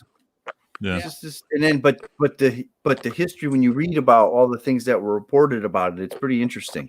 Again, did it happen? I don't know, but it still makes it a little bit interesting to think that something was so like it was national news, I believe, at one point.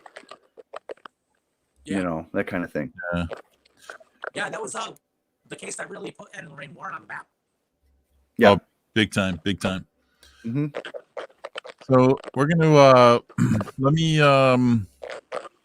do a little promo here for Crush, Kill, Destroy, and come back in a couple seconds. And then Calvin, check your connection out because it's getting super choppy. It's probably all the spirits. Yeah, it's the goats, man. They're just running right through your zeros and ones, bro. We gotta get them out of there. 1 0 0 0 1 1.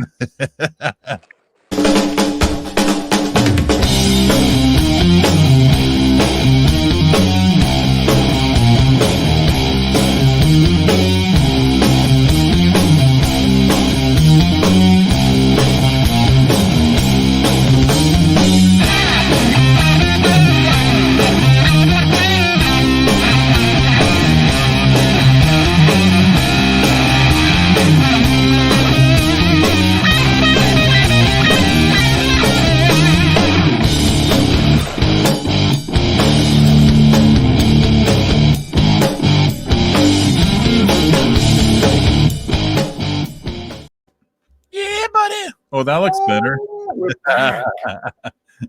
I'm in mid-pour. Sorry. It could be worse. Could have your pants down. You never know.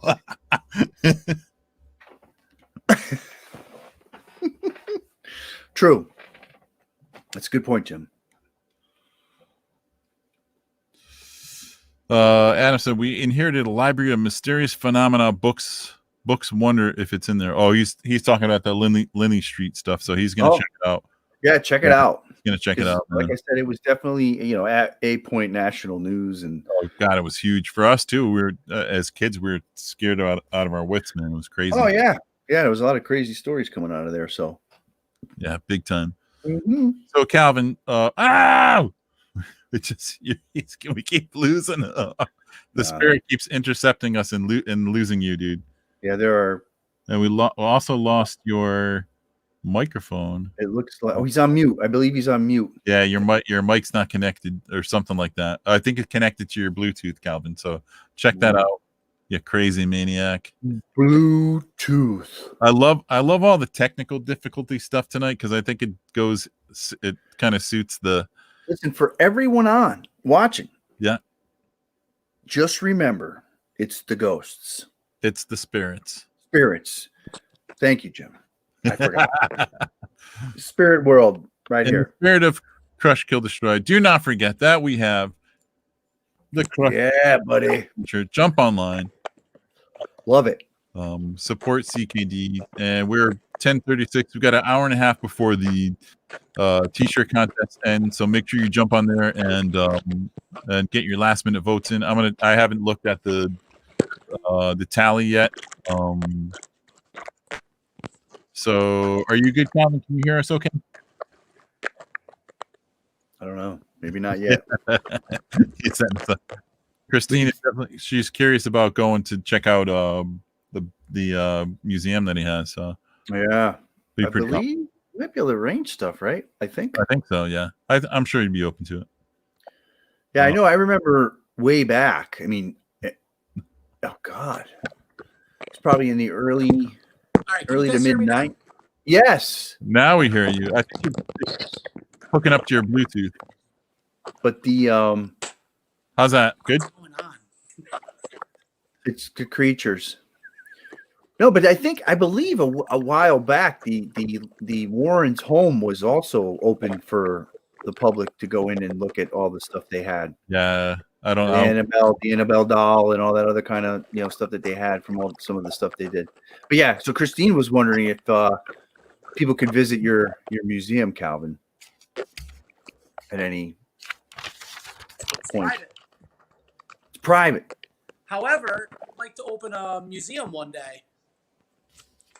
So I'd like to have a brick and mortar where people could come visit.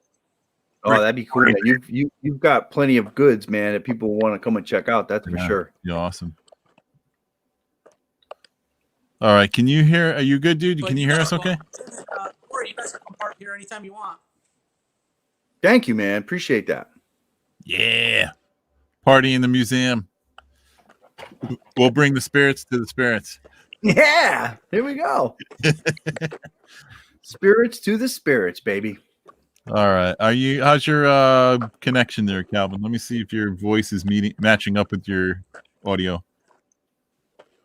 It's okay. Ooh, not too bad. Beautiful. So we typically towards the end of the night, dude. First of all, thanks for taking time and doing the tour. I think it was awesome. And obviously I think you're a pretty motivated dude. You've got a lot of stuff going on artistically and everything else you got your hands in, which is a good example of what the Crush, Kill, Destroy motto and sentiment is all about. Do what you do it damn good. And and you've kind of seen me kind of develop the brand and do stuff over the last year or so. And is there anything relatable, anything that you relate to strongly with some of the mottos that are on the shirts, or just the idea of Crush, Kill, Destroy itself, and what you're doing with yourself, or what you think people should embrace? Anything that you can kind of highlight or relate to? No, you know what though, Jim? I gotta say, man, you really inspire me by doing something passionate. I like surrounding myself with passionate people, and seeing you do something that you're passionate about makes me want to do more shit for myself. So thank you for working hard, man. I appreciate it. I appreciate that, dude. Yeah, absolutely. I think that's part of the reason of doing the live thing and getting people on here and kind of connecting in this way to uphold that and highlight people that are inspired, and to be able to feed off of each other that way. I think that's a great thing. So yeah, thanks, dude. We are going to do, if you want to, Calvin, stick around. This is quick. We do our little trivia giveaway, which is a lot of fun. We got a couple people hanging out, and this one is particularly fun Yeah. Something that oops, I got some weird stuff going on over here. Let me try and get Are we this. talking about more spirits? Well, yes, we are in a sense. Yep. We're gonna keep this trivia geared towards something that I think people will love. So Nice. we're gonna get this going on. So spooky. Oh shit!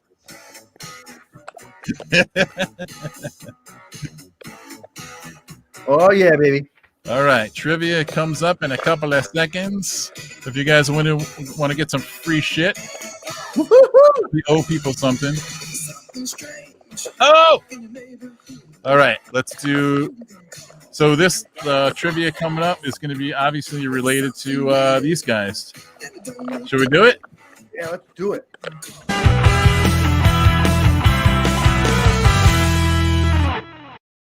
All right, Ghostbusters trivia right now. It's happening. Oh, I love it. The real gross blister. That's so weird. All right, trivia. Question number 1. And I think Adam was talking about stuff, so he's probably going to get it real quick. His grandfather was an engineer for the Bell Telephone Company that allegedly tried to use his know-how to create a high vibration crystal radio that could contact the spirit world. And I think his great grandfather was involved in some paranormal stuff and organizing like seances and stuff like that. So Ghostbusters, not that hard. Anybody? Question number 1. And I know. you do. We know you know. Everyone knows. Last resort, you find the Google. Do the Google. We don't care about cheating. No, not at all. Come on. It's not cheating. It's really just who can get to stuff the quickest. Exactly. If you know it, you'll be like, boom. If not, then you let your fingers do the walking. What do we got there, Joe? Joe's on the right path, but he's not. No, he's really not, Jim. He's Because not. first of all, he used a character name. They use the character name. True. So that's bad. This one's pretty easy. Grandfather, engineer of the Bell Telephone Company. This is pretty neat. Actually, I didn't know that. It is very neat.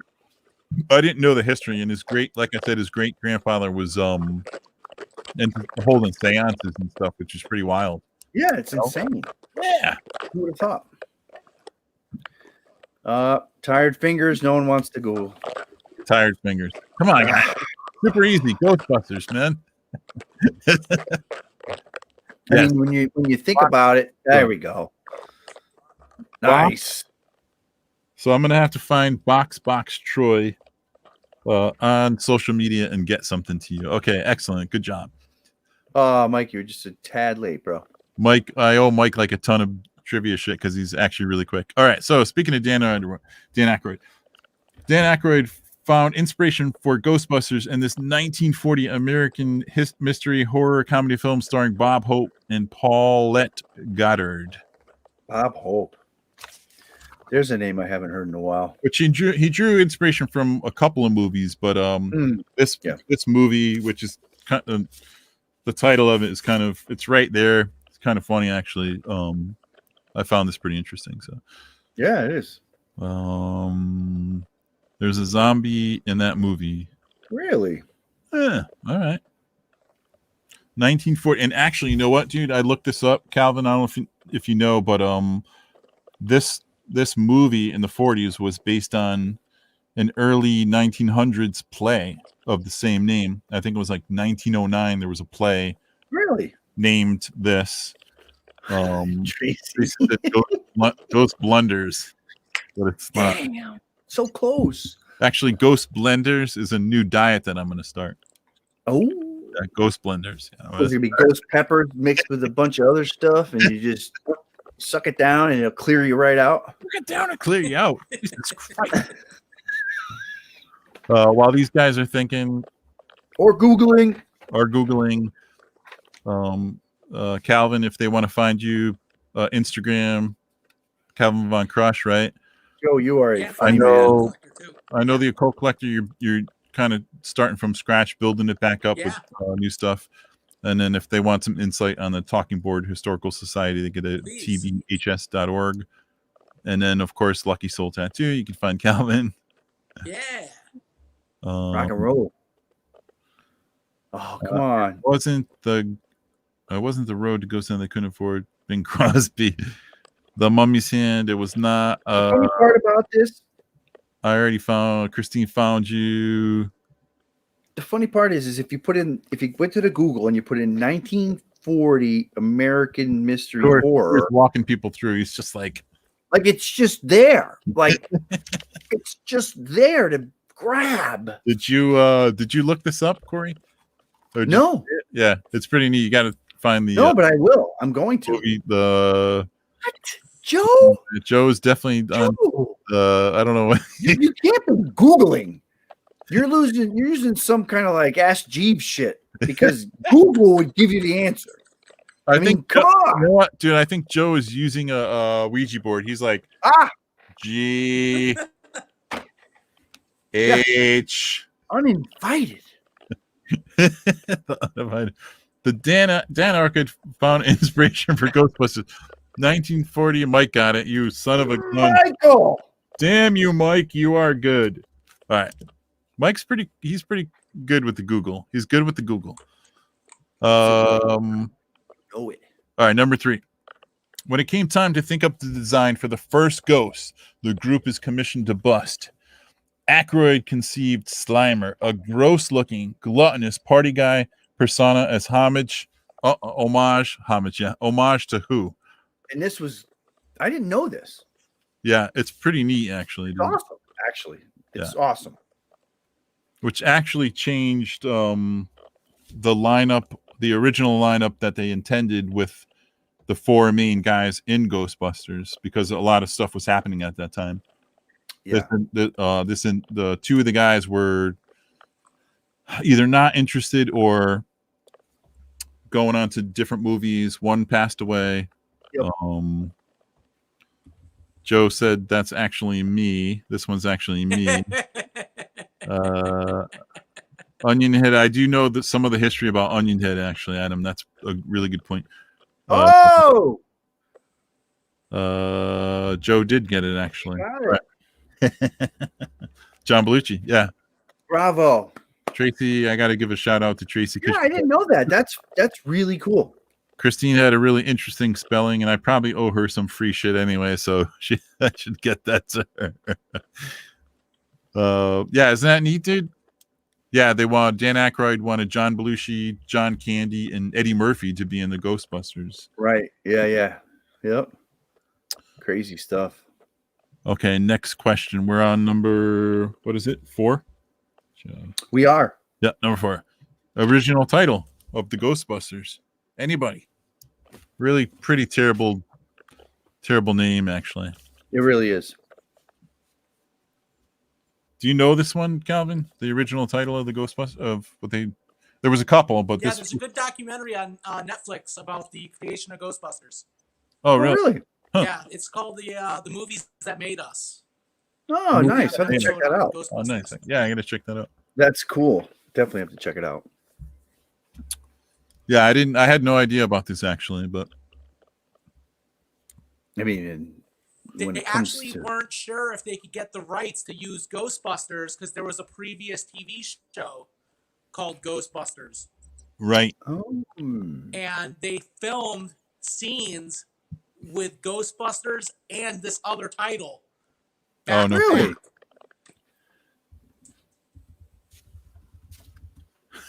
Can you imagine if kids had a cartoon named after it? I don't know. Wasn't there a Ghostbusters cartoon? There was. I think after the movie came out. Yeah. I mean, you had everything from lunch boxes to, whatever. In doing looking stuff up, I was wondering if the Ghostbusters hotline was still active, and and it was, but it was for a period of time, and then they just couldn't keep it up anymore. But they actually had it pretty active. So. Mike's funny. Mike said Ghost Stoppers, which is it. That might be an option, but I don't think that's what I was looking for. So, and plus, you already won something, so that's not what I'm looking for. Original title of Ghostbusters. Come on, guys. Come on. Yeah, I mean, I think it's a matter of typing that exact 1, 2, 3, 4, 5, 6 word sentence into Google. Maybe. I don't know. I'm trying to help people. That's all. I'm here to help. I'm just trying to provide a little direction, I'm here to help. Sorry, this one's actually me. Meant to what? I'm here to help, not to hinder. Let's see. Did Calvin just fart? I don't think so. I don't think so. No. There's ladies present, Tracy. Yeah. Tracy. I'm a gentleman. Christine. Oh, I think we got a winner. Oh yeah. Or is it a winner? Yeah, I got to start tallying stuff up for. I think I owe some of these guys some stuff from a couple of the. Mike said retro ghost boss. That's pretty. Retro ghost boss. That would be kind of awesome, actually. All right, number 5. We got 2 more left. This one is one of my personal favorites. What porn star appears in a crowd scene briefly in Ghostbusters? Do you know this, Calvin? I did not. I just learned this tonight, and I have. Fascinating. I do have a picture for this one only, just because I thought it was hilarious. So this is bar trivia right here. I could do it real quick to give you a little hint. So Ghosts and Thongs. Oh my God, the hedgehog! Stop it! I know this too. Haha. Answer. You're not limited to answering just one thing. You can guess all you want. And this dude this is what he was trying to do. He was like, I want to be an actor. I want to be in real movies. And he would get like 10 to 15 seconds stuff in films. Tracy, we got an answer. Tracy said Big D. Yeah. Box Boy got it. Well, Mike in Box. Yeah. Mike was right behind him. Yeah. You're right there, Mike, but Box Boy Troy, which also sounds like a porn name, no offense. I definitely have to look at Dean jumped on last minute. He's all Dean, what up, man? What the hell? He comes John. in. Look at these are coming in like crazy. Everyone's like Ron Jeremy. But yeah, look at this. You got to see this again. Look at him. Look at that guy. Look at him. It looks like there's actually something going on over there too. I think there's someone underneath the police beard. He was nominated for an Oscar for that role. Yeah. This dude, Box Boy Troy has his. Oh, that's awesome. I don't know what he signed it with, but yuck. Does he? He does stand up coming now. He doesn't do anything. I think he's locked up. I don't know. Yeah. All right. Yes, Ron's less endowed brother, John Jeremy. That's correct. Less endowed. Yeah. Yes. Well stated. They're like, you got the 7 or the 9. All right. Last one here. Okay, guys. Here it is. This is a good. I like this one. This is a good one. Which musical artist brought on a plagiarism suit against the Ghostbuster theme song, claiming it was essentially the same song they had released 6 months prior? And from what I learned, they asked this group to do the Ghostbusters theme, and they were like, nah, we don't want to do it. So then I think it's Roy Parker Jr. that did the Ghostbusters theme. And Roy Parker Jr. does the song. Yeah. And then this group, who I'm looking for, it's not Wham. It's not Wham. But the era might be about right. The era might be right. So this group comes out. This guy's killing it. He's killing it, man. And they come out with this song, and I actually have to say that it was pretty. It's pretty much the same fucking song, you know. Only one of the best 80s groups. Yeah. Mike.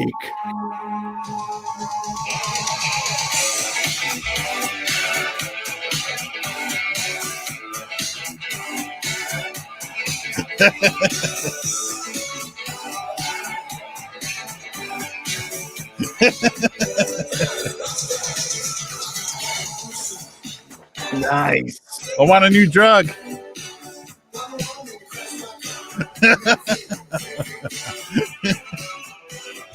We gotta do a sample of that. Just put it all together, mash it up, dude, and get it out there. That's it's pretty crazy. I can see why they complained a little. Yeah. So Huey Lewis was like, "This, yeah." Look at Tracy said, "You're so unimpressed, Cal." I'm very impressed. I'm having a great time, Tracy. Dance, Christine wants to see you dance. But yeah, I mean, if you listen to it, I mean, it's pretty right on. Like, Oh yeah, it's just like some weird mashup I found. So that's so great. I was very surprised by that. All right, guys. So we are. Calvin doesn't dance. It's one of his personal. Oh, Oh, we got a groove. you know what? He's dancing tonight. Head bobbing to the funk out your speaker. Let's go. Dude, thank you so much for taking time and walking us through the museum and stuff. I really appreciate Thank you it. for having me, Jim. Super great time. Yeah, man. Awesome. These guys always appreciate it, which is awesome. And comments are kind of coming through. Christine's like, "Woo woo ah!" Again, if these guys, anybody that jumped on tonight wants to find you, Calvin Von Crush, the Occult Collector Instagram is still, you're kind of building that back up. Yep. And then the Talking Board Historical Society, if they want to look into a little bit deeper on what you had going on there. And then, of course, LuckySoulTattoo.com. They can find you. Come get tattooed. Yeah. Thank you, Calvin. Great show. Thank you for Thank you, man. Awesome. Great time. Awesome. And thank you guys always as watching. We always have a good time. And for us tattooers, it's kind of the weekend. So Yeah. that's what we do. Again, awesome show. Good times. We got through our technical difficulties. The spirits worked with us. These spirits. Exactly. And until next time, peace, Bye, guys. love, and destroy. Take care, Calvin, man. We'll see you soon, bro. Cheers, bro.